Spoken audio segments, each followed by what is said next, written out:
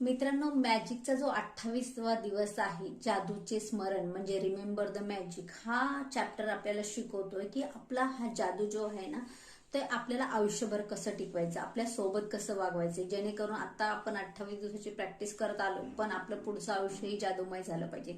त्यासाठी ह्या जादूमध्ये आपल्याला संपूर्ण जे आपले 28 दिवस आहे त्याची आठवण करायची आहे आणि आपल्या गरजेचे चॅप्टर त्यातले निवडायचे आहे. जसं की हेल्थसाठी आहे, वेल्थसाठी आहे, रिलेशनशिपसाठी आहे. ज्याच्यामध्ये असं वाटतं तुम्हाला जिथे जास्त काम करायची गरज, ते चॅप्टर तुम्ही निवडायचे आणि त्याच्यावर तुम्ही प्रॅक्टिस करायची. जादूचे स्मरण जे आहे ते आपल्याला आयुष्यभर आपल्यासोबत ठेवायचे, जेणेकरून आपल्या आयुष्यात चॅलेंज येणार असं होणार नाही. चॅलेंज तर येतच राहील, पण ते पेलायला आपल्याला ताकद मिळत राहील. ते आपण जादूनी म्हणजे इझिली आपण त्याच्यातून बाहेर पडू शकू.